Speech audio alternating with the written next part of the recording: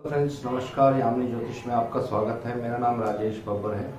तो आज मैं आपको डिविजनल चार्ट्स के ऊपर कुछ इम्पॉर्टेंट इन्फॉर्मेशन यहाँ देने जा रहा हूँ। इसको आप नोट करिए, ये आपके प्रेडिक्शंस में बहुत ज़्यादा काम आएंगे। इसको स्टोन पहनने से भी रिलेट किया जाता है और बीच बीच में आपको मैं एक्सप्लेन भी करता रहूँगा विद एग्जांपल कि कौन से प्लैनेट का आप स्टोन पहन सकते हैं, वर्क चार्टों से कैसे उसको मैच करना है आपको। तो पूरी वीडियो जो है सिर्फ एक सिंपल टिप्स के ऊपर ही आधारित है जो डिविजनल चार्ट से रिलेटेड है। तो वीडियो आरंभ करने से पहले बहुत बहुत धन्यवाद जो लोग मेरा चैनल सब्सक्राइब कर रहे हैं और मेरे सारे व्हाट्सअप बिल्कुल क्लियर हैं, कोई भी व्हाट्सअप मेरा पेंडिंग नहीं है। मेल्स मैंने अभी चेक नहीं करी हैं, तो एक दो दिन में मैं मेल्स का भी रिप्लाई कर दूंगा दोस्तों। तो आइए वीडियो आरंभ करते हैं। वर्गों का महत्व, डिविजनल चार्ट्स। जी हाँ, वर्गों का बहुत ज़्यादा महत्व होता है वैदिक एस्ट्रोलॉजी में। जो लोग हिंदू ज्योतिष सीख रहे होंगे इंस्टीट्यूट से, तो मेरी उनसे रिक्वेस्ट है कि जब आप प्रेडिक्शंस करते हैं तो एटलीस्ट षड वर्ग या कम से कम 10 वर्ग जिसको आप कह सकते हैं, ये चार्ट्स आप ज़रूर लें। तो इसमें कौन से चार्ट्स इम्पॉर्टेंट हैं ये मैं एक एक करके आपको बताने जा रहा हूँ, आप नोट कर सकते हैं। राशि कुंडली जिसको लगन कुंडली कहा जाता है, उसके बाद आता है होरा कुंडली, होरा चार्ट जिसको आप कहते हैं, सूर्य की होरा, चंद्रदेव की होरा, ये चार्ट हर जगह आपको मिल जाएगा। तीसरा D3 जिसको त्रेशकान चार्ट कहा जाता है, ये बहुत इंपॉर्टेंट चार्ट है। इसके ऊपर बहुत सारी पहले भी मेरी वीडियोस हैं और वीडियोस भी आने वाले समय में मैं बनाऊंगा। फिर उसके बाद आता है नवांश। नवांश को सबसे ज़्यादा पॉइंट्स दिए गए हैं लगन कुंडली के बाद ऋषि पराशर द्वारा, तो नवांश भी बहुत इंपॉर्टेंट है। उसके बाद आता है D7 सप्तांशा जो चिल्ड्रंस के लिए देखा जाता है। चिल्ड्रंस के अलावा भी और बहुत चीज़ों में ये देख सकते हैं, ये डिटेल्स में आने वाले समय में और बताऊंगा आपको मैं। D10 दशमांशा चार्ट जिसको कहा जाता है, ये प्रोफेशन के लिए नहीं देखा जाता है दोस्तों। बहुत से लोग यहाँ पे मिस्टेक कर देते हैं कि D10 को प्रोफेशन से देखने लग जाते हैं। D10 चार्ट का मतलब है कि आप प्रोफेशन में कितना राइज करेंगे, लाइफ में कितनी सफलता आपको मिल सकती है, ये D10 चार्ट बताता है। उसके बाद एक इम्पॉर्टेंट चार्ट है D12 चार्ट। D12 चार्ट आप हेल्थ इश्यूज के लिए भी देख सकते हैं, पेरेंट्स के लिए भी देख सकते हैं और सेपरेशन के लिए भी देख सकते हैं। हस्बैंड वाइफ में सेपरेशन, ये D12 चार्ट से भी आपको दिख जाएगा। किसी तरह का कोई एक्सीडेंट या इस तरह का कोई इंजरी होने वाली हो तो ये भी D12 चार्ट से दिख जाता है। तो ये बहुत इंपॉर्टेंट चार्ट है। और उसके बाद D30 त्रिशांशा चार्ट, ये भी बहुत इंपॉर्टेंट है। D16 और D20 ये चार्ट्स आप नोट कर सकते हैं। यही चार्ट्स जो होते हैं बहुत इंपॉर्टेंट होते हैं। एक चार्ट इसमें मैं मिस कर गया हूँ, वो है D60 षष्टियांश चार्ट। ये बिल्कुल लगन कुंडली की तरह ही इसको ट्रीट करना होता है। तो ये सारे चार्ट्स बहुत इंपॉर्टेंट हैं। यहाँ पे अगर प्लैनेट्स कैसे कैसे मूव करते हैं वो मैं आपको बताऊंगा अभी। वो सब चीज़ें अगर क्वालिफाई होती हैं तो प्लैनेट्स अच्छा रिजल्ट देते हैं। तो नोट्स मैंने प्रिपेयर किए हैं क्योंकि थोड़ा लंबा टॉपिक है, ये वीडियो थोड़ी लंबी भी रहेगी, तो एक एक करके बताऊंगा और समझाऊंगा आपको। तो मैं बिना नोट्स पढ़े ये वीडियो आज नहीं बना सकता हूँ। तो सबसे पहले जो पहला पॉइंट, जो पहला नोट्स मैंने अपने गुरुजी के बहुत पुराने नोट्स थे, वहाँ से भी मैंने फाइनल ट्यूनिंग करके नोट्स निकाले हैं। कोई भी प्लैनेट अगर वर्क चार्टों में, जो वर्क चार्ट मैंने अभी आपको बताए हैं, वहाँ पर अगर अपनी राशि में हो, मूल त्रिकोण राशि में हो, उच्च के हो या मित्र राशि में हो, ये 4 कंडीशंस हैं। इनमें से एटलीस्ट 4 वर्ग चार्टों में, जितने भी चार्ट्स मैंने आपको बताए हैं उनमें से 4 वर्ग चार्टों में ये प्लैनेट अगर इस कंडीशन को फुलफिल कर लेता है तो वो प्लैनेट बहुत ज़्यादा शुभ रिजल्ट देगा आपको अपनी महादशा में या अंतरदशा में। अब एग्जाम्पल मैं आपको बताता हूँ। मान लीजिए शुक्रदेव किसी की कुंडली में 7 नंबर राशि में है, लगन कुंडली में शुक्रदेव वो बली हो गए हैं। अगर वो लगन के मित्र हैं तो उसको बली माना जाता है ऐसे शुक्रदेव को।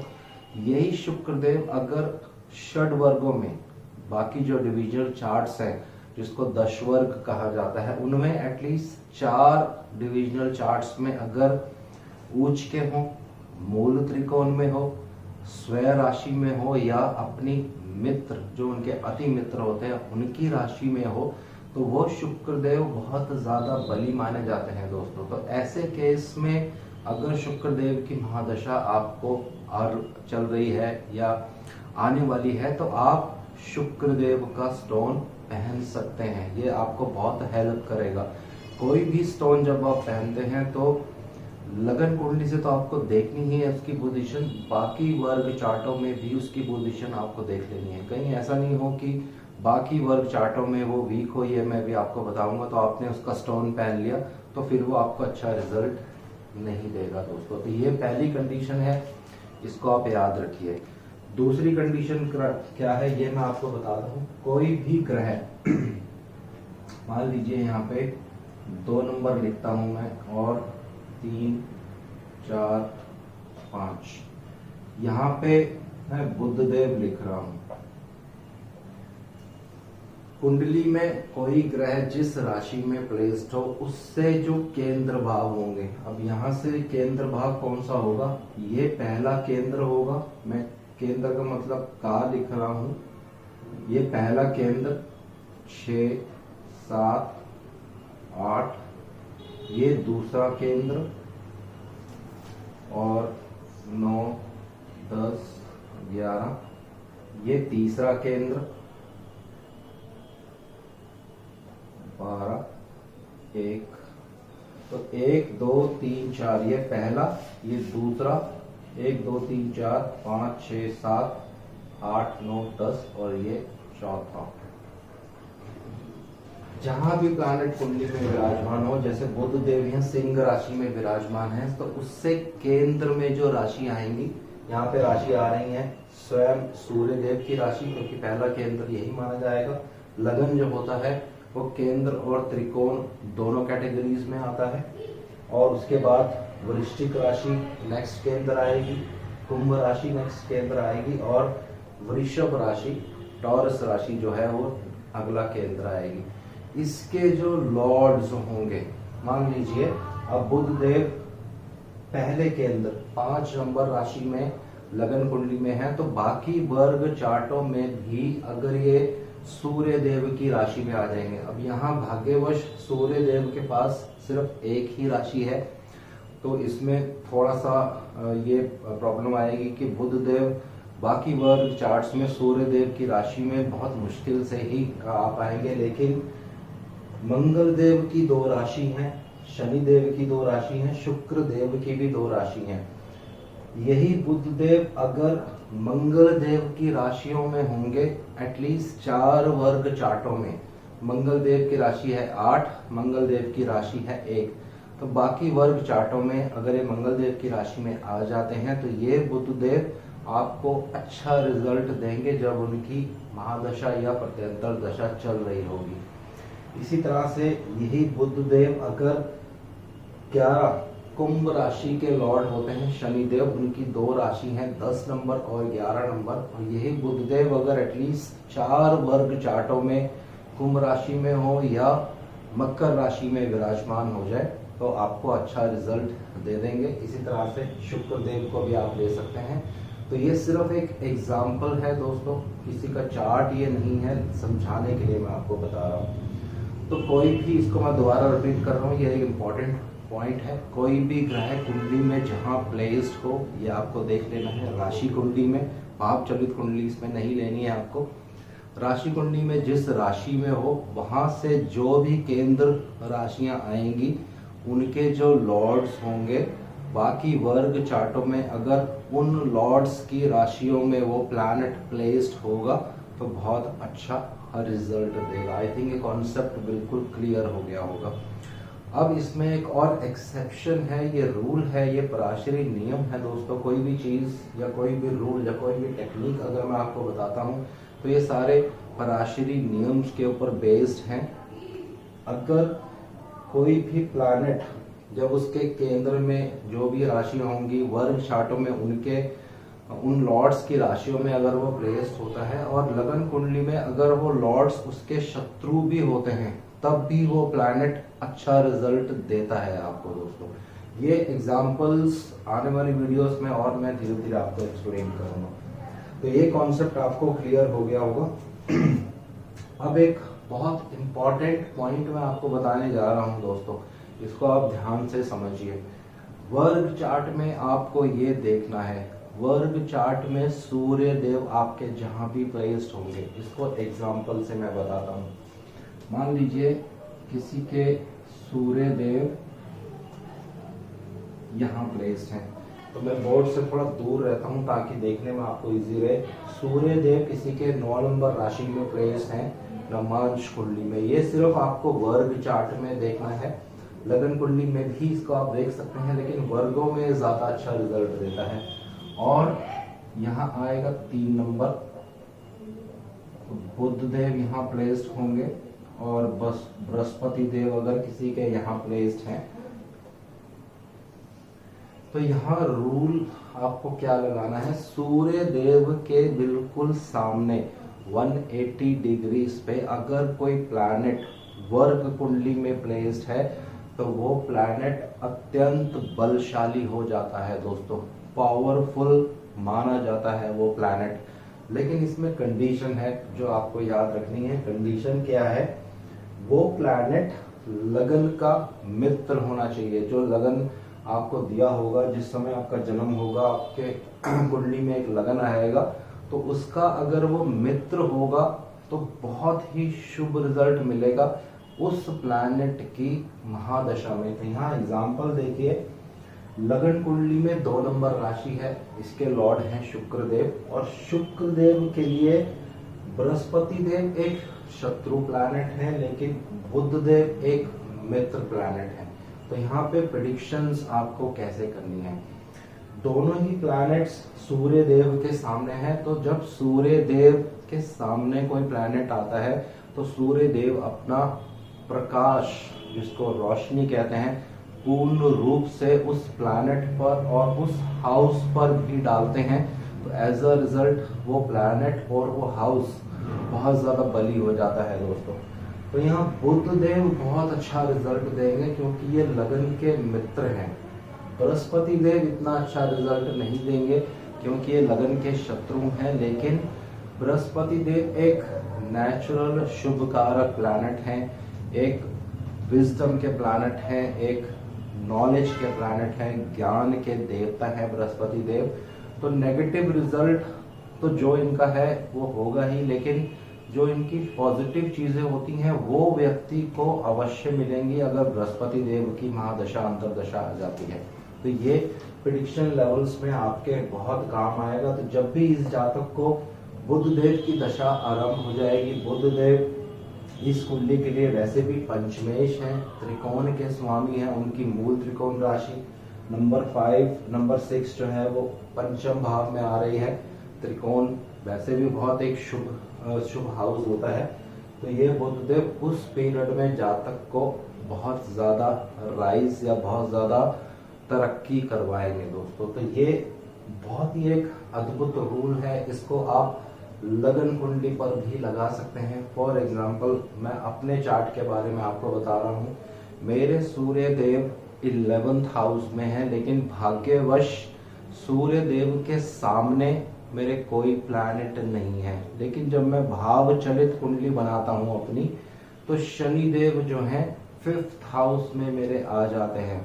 और जैसे कि रूल मैंने आपको अभी बताया है, सूर्य देव के सामने जब कोई प्लैनेट आ जाता है तो उसके प्रकाश की वजह से उस प्लैनेट में बहुत ज्यादा पावर आ जाती है, बहुत ज्यादा बल आ जाता है और वो अच्छा रिजल्ट देता है। तो एज अ रिजल्ट जब मेरी शनिदेव की महादशा आरंभ हुई थी तो बहुत अच्छे मुझे रिजल्ट्स देखने को मिले थे, और अभी शनिदेव की महादशा मेरी चल भी रही है। तो जिस हाउस को सूर्य देव प्रकाशित करेंगे उस हाउस से भी आपको बहुत अच्छे रिजल्ट्स मिलते हैं। जैसे मेरी कुंडली में सूर्य देव 11th हाउस में है, तो वो मेरे 5th हाउस पे पूर्ण रूप से रोशनी डाल रहे हैं, उसको प्रकाश दे रहे हैं। 5th हाउस एजुकेशन का होता है, नॉलेज का होता है, आपके चिल्ड्रंस का होता है। तो ऐसे केस में कोई आपका जो चिल्ड्रन होगा, जो फर्स्ट चाइल्ड होगा, वो देखने में बहुत सुंदर हो सकता है, बहुत इंटेलिजेंट हो सकता है, सूर्य देव जैसी उसमें क्वालिटीज होंगी, गुस्से वाला हो सकता है।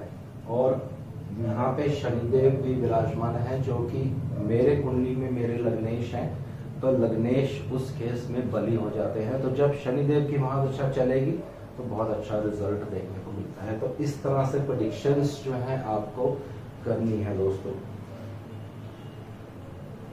अब इसके विपरीत कुछ नेगेटिव चीजें भी वर्ग चार्टों में आपको देखनी है। कोई भी प्लैनेट अगर लगन कुंडली में अच्छी पोजीशन पे है और अच्छा रिजल्ट आप मानते हैं कि ये देगा अपनी दशा महादशा में, लेकिन बाकी वर्ग चार्टों में, एटलीस्ट 4 वर्ग चार्टों में अगर वो नीच के हो जाते हैं, अस्त हो जाते हैं सूर्य के बिल्कुल पास आकर, या किसी वजह से शत्रु राशि में चले जाते हैं, या किसी वजह से गंडांत नक्षत्र में भी चले जाते हैं, तो वो जो प्लैनेट होगा आपको अच्छा रिजल्ट नहीं देगा। तो इसमें अब आपको कैसे थोड़ा सा क्लासिफाई करना है ये मैं आपको बताता हूँ। कोई भी प्लैनेट लगन कुंडली में अच्छा है, उसकी महादशा आपको चल रही है, तो आप तुरंत से क्या सोचते हैं कि क्यों ना मैं इसका स्टोन पहन लूं, लेकिन ऐसा नहीं है। बाकी वर्ग चार्टों में उसका बली होना बहुत जरूरी है। जब तक वो बाकी वर्ग चार्टों में बली नहीं होगा, उसका स्टोन आप नहीं पहन सकते हैं दोस्तों, वो नुकसान करेगा। स्टोन तभी पहनना है जब कोई प्लैनेट लगन कुंडली में बली हो और बाकी वर्ग चार्टों में भी बली अवस्था में हो। एटलीस्ट 4 वर्ग चार्टों में बली होना चाहिए। तो ये रूल आप याद कर लीजिए। अब यहाँ पे एक और बहुत इंपॉर्टेंट रूल है। कोई भी प्लैनेट जब लगन कुंडली में नीच के होते हैं और बाकी वर्ग चार्टों में भी वो 3-4 वर्ग चार्टों में नीच के हो जाते हैं, वो जो प्लैनेट है आपको बहुत ज्यादा जीवन में स्ट्रगल दे सकता है, बहुत ज्यादा जीवन में अप डाउन दे सकता है। तो इसको बहुत ध्यान से आपको एनालाइज करना है और उस प्लैनेट का स्टोन आपको बहुत एक अच्छे एस्ट्रोलॉजर से डिस्कस करने के बाद ही पहनना है। अगर वो स्टोन बीमारी या आपकी किसी तरह से कोई प्रॉब्लम है जो हेल्थ से रिलेटेड है, उसको दूर करने के लिए पहना जा रहा है, तो आप पहन सकते हैं। अदरवाइज फिर उस स्टोन को, उस प्लैनेट के स्टोन को आपको नहीं पहनना है दोस्तों। तो ये कुछ बेसिक रूल्स हैं जो मैंने आपको बता दिए।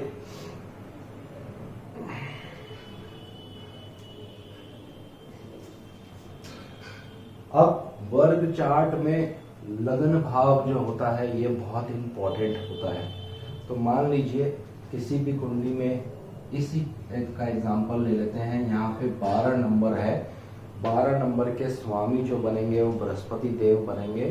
तो एटलीस्ट 4 वर्गों में ये रूल आपको लगाना है। अगर ये रूल 4 वर्गों में अप्लाई हो जाता है तो आपको बहुत अच्छे रिजल्ट मिलेंगे।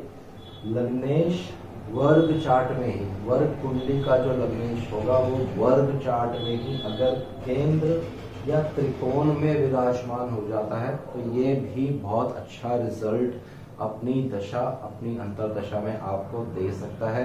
कंडीशन उसमें वही है कि वो लगन का मित्र होना चाहिए दोस्तों। अगर वो लगन का मित्र नहीं होगा तो बहुत ज्यादा खराब रिजल्ट आपको नहीं देगा, लेकिन कुछ परसेंट खराबी जरूर करेगा। अब एक और पॉइंट मैं आपको बताने जा रहा हूं। कोई भी ग्रह आपका लगन कुंडली में अगर कमजोर है, वीक है, बहुत ज्यादा मेलेफिक प्रभाव में है और उसकी महादशा आपको चल जाती है या उसकी महादशा आपको आने वाली है, तो आपको किसी भी तरह से चिंता करने की या घबराने की जरूरत नहीं होती है दोस्तों। बाकी वर्ग चार्टों में पहले आप उसकी पोजीशन देखिए। अगर बाकी वर्ग चार्टों में कम से कम 4 या 5 वर्ग चार्ट में वो जो प्लैनेट आपकी लगन कुंडली में कमजोर है, वीक है, अगर वो अच्छी अवस्था में वर्ग चार्ट में आ जाता है, उच्च का हो जाता है, मूल त्रिकोण में चले जाता है, अति मित्र राशि में चले जाता है या स्वय राशि में चले जाता है, एटलीस्ट 4 या 5 वर्गों में, तो वो प्लैनेट फिर आपको अच्छा रिजल्ट देगा, अपनी महादशा अंतरदशा में खराब रिजल्ट नहीं देगा। तो उस प्लैनेट का भी आप स्टोन उस पीरियड में पहन सकते हैं। जो लगन कुंडली में कमजोर हो प्लैनेट, उसकी महादशा आपको चल रही हो और वो लगन का मित्र होना चाहिए, लगन का मित्र है कुंडली में लेकिन कमजोर है, लेकिन बाकी वर्ग चार्टों में वो गेन कर जाता है, जो कंडीशंस मैंने आपको बताई हैं, तो उसकी महादशा में आप उसका स्टोन धारण कर सकते हैं दोस्तों। अब एक और बहुत इंपॉर्टेंट पॉइंट मैं आपको बताने जा रहा हूं, ये आप नोट करिए, ये प्रेडिक्शंस में आपके बहुत ज्यादा काम आने वाला है। कोई भी प्लैनेट, मैं यहाँ पे लिख रहा हूं शनिदेव, कोई भी प्लैनेट लगन कुंडली में अगर लगन में है, या यहां पे लिख रहा हूं मैं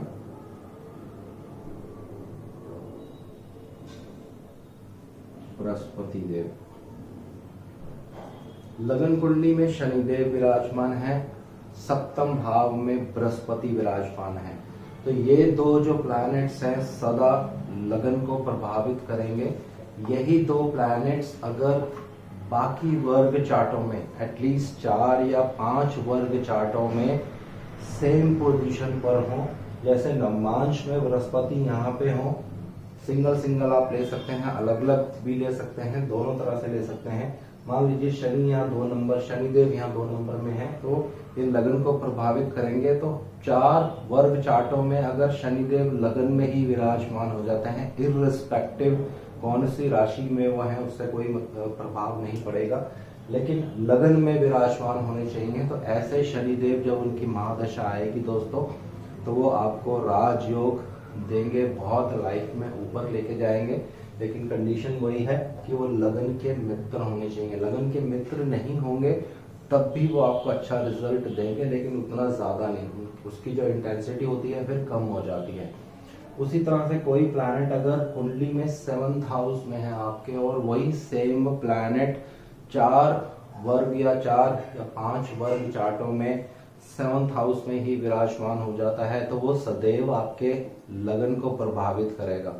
दृष्टि आपको हमेशा पूर्ण दृष्टि ही लेनी है, यानी 180 डिग्री जो अपने से सामने प्लैनेट देखता है वही दृष्टि लेनी है। तो वो प्लैनेट अपनी महादशा अंतरदशा में आपको राजयोग जैसा फल दे सकता है, लेकिन लग्नेश का मित्र होना चाहिए। लग्नेश का मित्र होगा तो बहुत अच्छा रिजल्ट देखने को मिलेगा, लग्नेश का मित्र नहीं होगा तो रिजल्ट्स में कमी हो जाएगी, लेकिन अच्छा रिजल्ट वो अवश्य आपको देगा दोस्तों।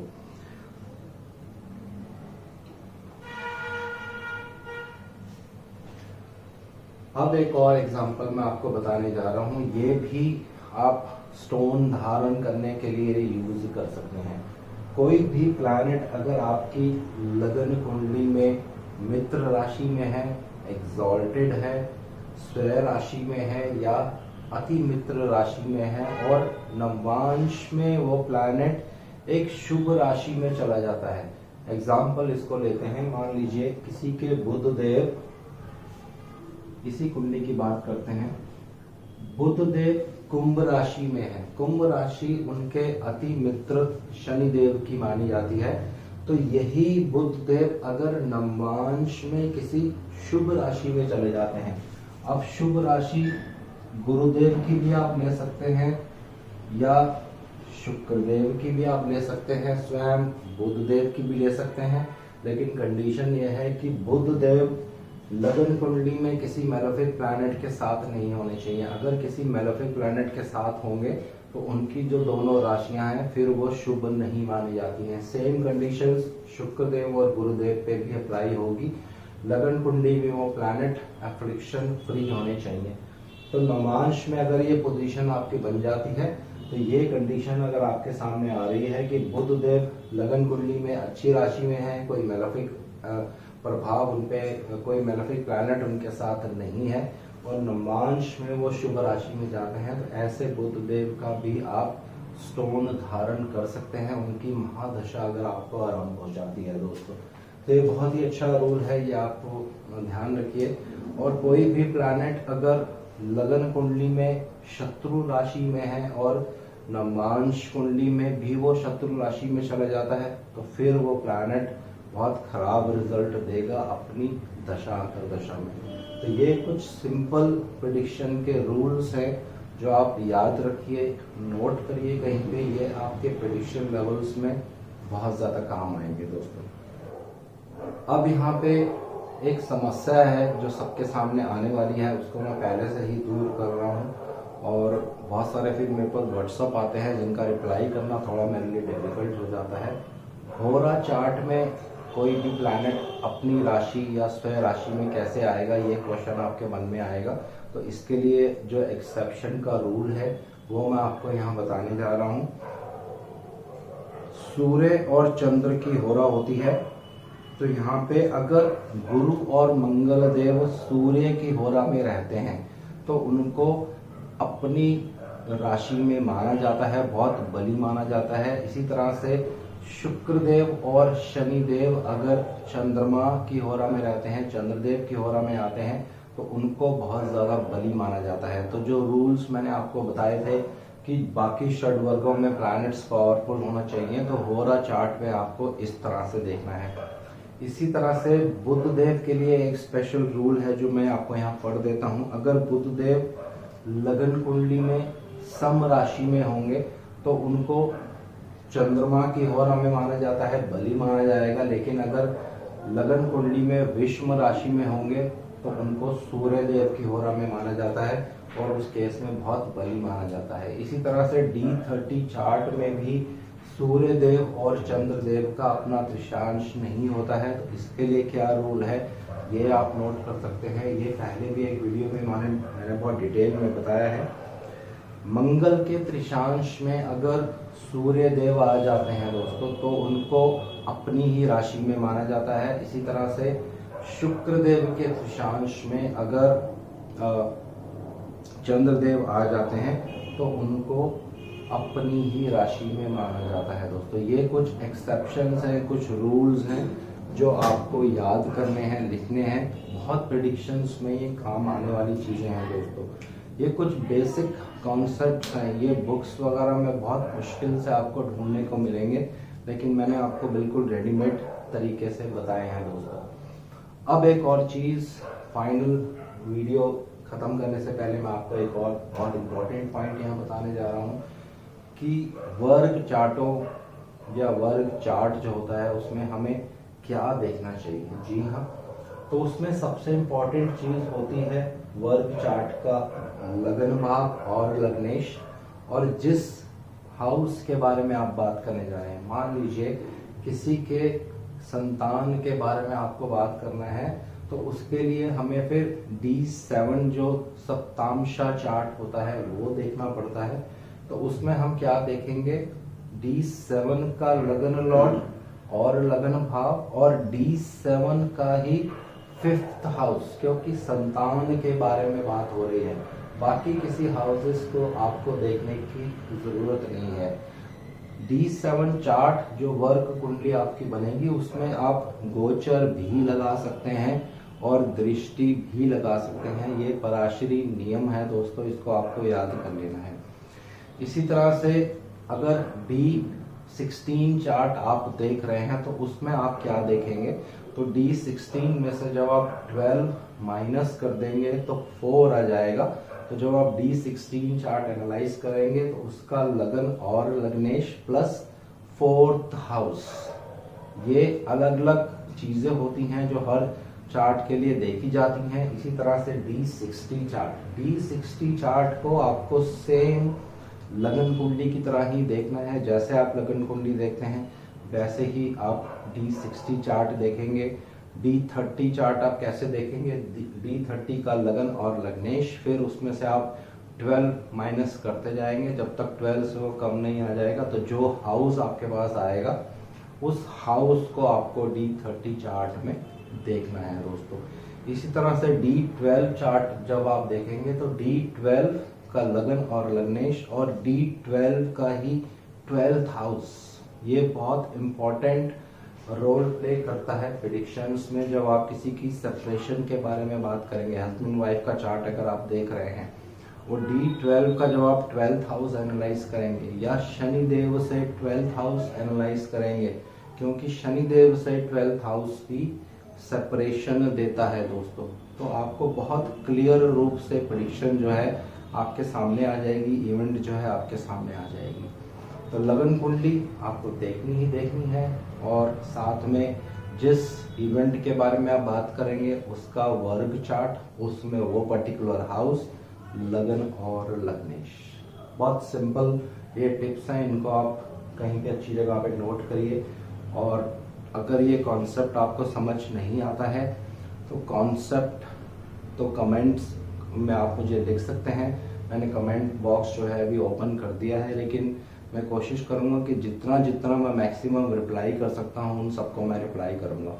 अभी रिसेंटली मैंने एक वीडियो अपलोड की है दोस्तों, जगन्नाथ होरा कैसे आपको डाउनलोड करना है, क्या क्या उसमें आपको टेक्निक्स हैं, जो उसमें चीज़ें दी हुई हैं वो देखनी है। बहुत ही एक इम्पॉर्टेंट वीडियो है। मेरी रिक्वेस्ट है सबसे कि जो लोग एस्ट्रोलॉजी कर रहे हैं, जो लोग एस्ट्रोलॉजी सीख रहे हैं, वो उस वीडियो को ज़रूर देखें।